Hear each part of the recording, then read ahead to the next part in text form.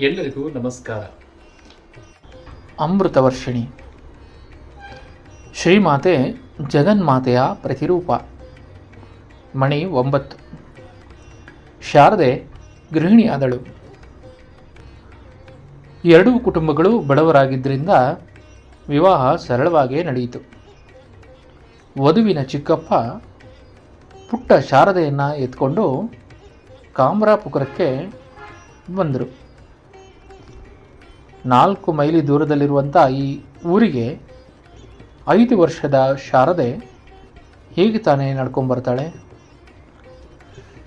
ಮದುವೆ ದಿನವಾದರೂ ವಧುವಿನ ಮೈ ಮೇಲೆ ಆಭರಣಗಳು ಇರಲಿ ಅಂತೇಳಿ ಚಂದ್ರಮಣಿ ದೇವಿಯವರು ಊರಿನ ಜಮೀನ್ದಾರ ಲಾಹರ ಅವರ ಮನೆಯಿಂದ ಒಂದಷ್ಟು ಒಡವೆಗಳನ್ನು ಎರವಲಿಗೆ ತಂದು ಶಾರದೆಯನ್ನು ಅಲಂಕಾರ ಮಾಡಿರ್ತಾಳೆ.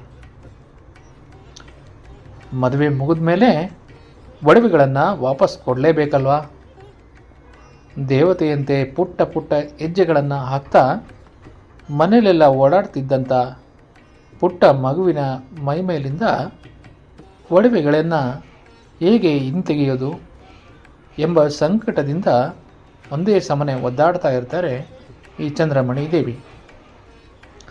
ಇದನ್ನು ಗಮನಿಸಿದಂಥ ರಾಮಕೃಷ್ಣರು ಶಾರದೆ ಮಲಗಿದ ಮೇಲೆ ಒಡವೆಗಳನ್ನು ಕಳಚಿ ಲಾಹರ ಅವರ ಮನೆಗೆ ತಲುಪಿಸಿಬಿಡ್ತಾರೆ. ರಾತ್ರಿ ಕಳೆಯುತ್ತೆ, ಬೆಳಗಾಗುತ್ತೆ. ಶಾರದೆ ನಿದ್ದೆಯಿಂದ ಎದ್ದ ತಕ್ಷಣ ಮೈ ಮುಟ್ಟಿ ನೋಡ್ಕೊಳ್ತಾಳೆ. ಯಾವುದೇ ಒಡವೆಗಳು ಮೈ ಮೇಲೆ ಇರೋದಿಲ್ಲ. ಅದನ್ನು ನೋಡಿ ಒಂದೇ ಸಮನೆ ಅಳಲಿಕ್ಕೆ ಪ್ರಾರಂಭ ಮಾಡ್ತಾಳೆ. ಅತ್ತೆ ಹತ್ರ ಓಡಿ ಹೋಗ್ತಾಳೆ. ಸುಮ್ಮನೆ ಇರುವಂಥ ಅತ್ತೆಯನ್ನು ನೋಡ್ತಾ ತನ್ನ ಕೈ, ಕೊರಳು, ಕಾಲುಗಳನ್ನು ತೋರಿಸ್ತಾ, ನನ್ನ ಒಡವೆಗಳು ಇಲ್ಲೇ ಇದ್ವು, ಎಲ್ಲಿ? ಇಲ್ಲಿ ಚಿನ್ನ ಇತ್ತಲ್ಲ, ಅದು ಎಲ್ಲಿ ಹೋಯ್ತು ಎಂದು ಅಳ್ತಾ ಕೇಳ್ತಾ ಇರ್ತಾಳೆ. ಪುಟ್ಟ ಸೊಸೆಯನ್ನು ಎತ್ತಿ ಎದೆಗೆ ಅಪ್ಕೊಂಡು ಸಮಾಧಾನ ಮಾಡ್ತಾಳೆ ಚಂದ್ರಮಣಿ ದೇವಿ. ನನ್ನ ಚಿನ್ನ, ಅಳಬೇಡಮ್ಮ, ಮುಂದೆ ನಿನ್ನ ಗಂಡ ಅದಕ್ಕಿಂತಲೂ ಚೆನ್ನಾಗಿರುವಂಥ ಒಡವೆ ಮಾಡಿಸಿ ಹಾಕ್ತಾನೆ ಎಂತೇಳಿ ಸಮಾಧಾನ ಮಾಡ್ತಾಳೆ.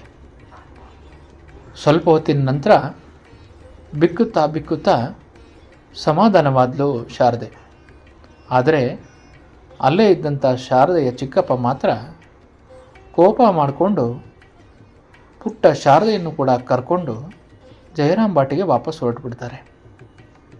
ಇದರಿಂದ ಚಂದ್ರಮಣಿ ದೇವಿ ಗಾಬರಿಯಾಗ್ತಾಳೆ. ಗಾಬರಿಯಾಗಿರುವಂಥ ತಾಯಿಯನ್ನು ರಾಮಕೃಷ್ಣರು ನಗ್ತಾ ಸಮಾಧಾನ ಮಾಡ್ತಾರೆ. ಅವರೇನೇ ಮಾಡಿದರೂ ಆಗಿ ಹೋಗಿರುವ ಮದುವೆಯನ್ನು ನಿರಾಕರಿಸೋ ಹಾಗಿಲ್ಲ ಎಂದು ಸಮಾಧಾನ ಮಾಡ್ತಾರೆ. ಧನ್ಯವಾದಗಳು.